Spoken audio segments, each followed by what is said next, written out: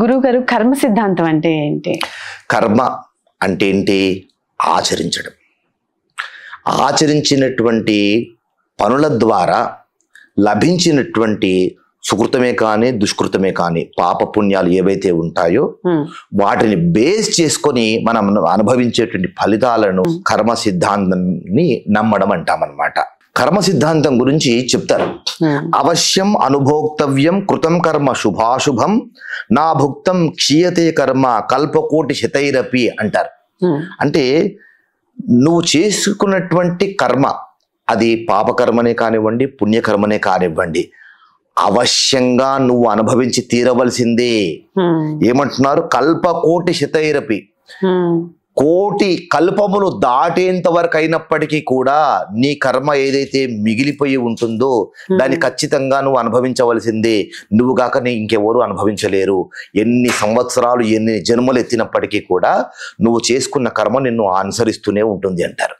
యథా ధేను సహస్రేషు వత్సో విందతి మాతరం తథా పూర్వకృతం పుణ్యం కర్తారం అనుగచ్చతి అంటుంది ధర్మశాస్త్రం.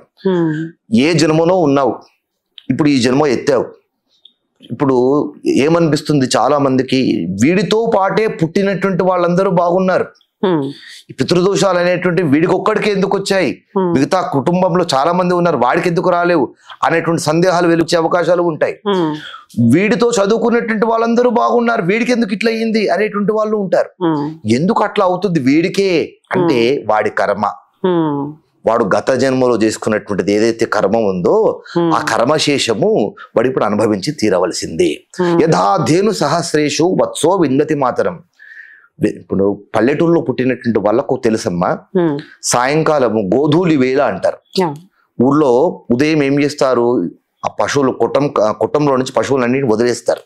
అవన్నీ యథేచ్ఛగా అవి పొలాల్లోకి వెళ్ళిపోతాయి.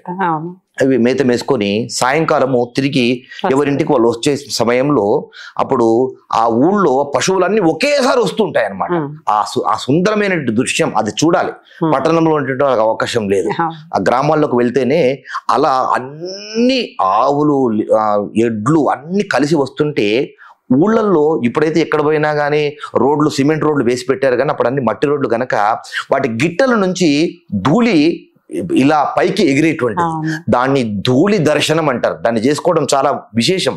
అలా ధూళి దర్శనం చేసుకోవడం కానీ లేదా ఆ ధూళి సమయం గోధూళి వేళ అంటారు దాన్ని. ఆ సమయాన్ని గోధూళి సమయం అంటారు. ఆ సమయంలో చేసేటువంటి పనులు కూడా విజయవంతమైనటువంటి ఫలితాన్ని ఇస్తాయి అన్నమాట.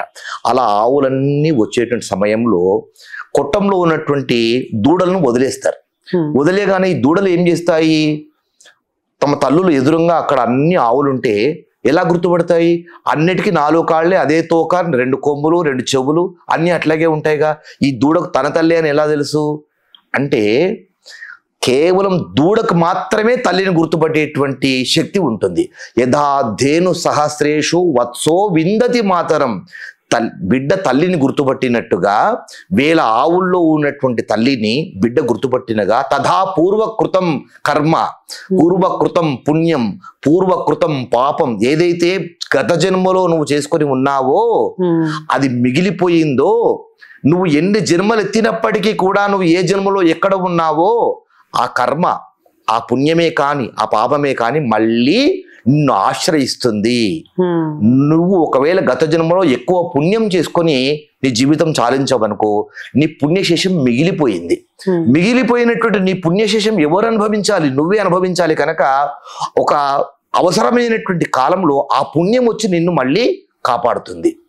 ఇప్పుడు కష్టాలు అనుభవిస్తున్నావు అంటే కనుక గత జన్మలో ఉన్నటువంటి పాపకర్మ ఏదైతే శేషం మిగిలిపోయిందో ఆ కర్మ ఇప్పుడు నిన్ను దుఃఖిస్తూ బాధిస్తూ ఉంటుంది. కనుక ఇప్పుడు మనం అనుభవిస్తున్నాము అంటే అది గత జన్మలో మిగిలినటువంటి కర్మ, దాన్ని ఇప్పుడు అనుభవిస్తున్నాము అని తెలుసుకోవడము, దాన్ని నమ్మడాన్ని కర్మ సిద్ధాంతము అంటాం.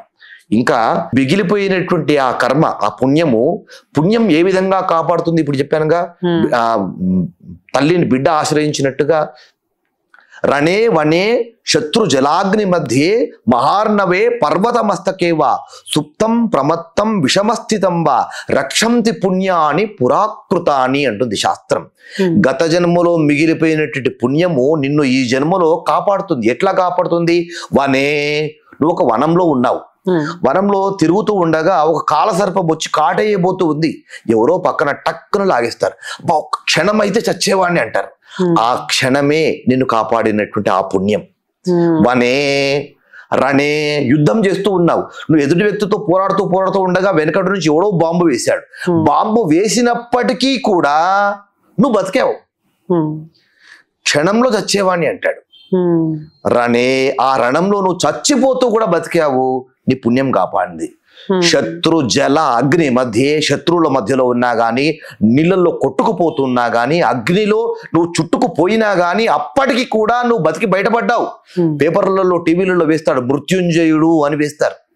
ఆ మృత్యుంజయుడు కారణం ఏంటి అలా కావడానికి? ఆ పుణ్యం. వనే రణే శత్రు జల అగ్ని మధ్యే మహార్ణవే, భయంకరమైనటువంటి అడవిలో ఒక్కడిపై మిగిలిపోయావు, క్రూర మృగాల నుంచి బయటపడ్డావు. పర్వత మస్తకమేవా, ఒక పర్వతం నుంచి జారిపడ్డావు. రక్షం దిపు సుప్తం ప్రమత్తం విషమస్థితం వా, నువ్వు మెలకువగా ఉన్నావో, నువ్వు మూర్చిపోయి ఉన్నావో అయినప్పటికీ కూడా నువ్వు బతికి బట్ట కట్టావు. రక్షం ది పుణ్యాని పురాకృతాని, నీ పుణ్యం నిన్ను కాపాడింది అని చెప్తుంది ధర్మశాస్త్రం.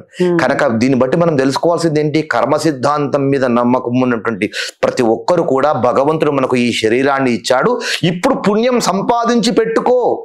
ఇది బ్యాంక్ లో నువ్వు ఫిక్స్డ్ డిపాజిట్ చేసుకునేటువంటిది. పుణ్యాన్ని సంపాదించు సంపాదించు సంపాదించు. ఈ పుణ్యం అంతా కూడా నీకు వడ్డీ రూపంలో మళ్ళీ జన్మలు ఎత్తినప్పుడు రక్షంతి పుణ్యాని పురాకృతాని, అలా కాపాడుతుంది. దీన్ని కర్మ సిద్ధాంతం అంటాం.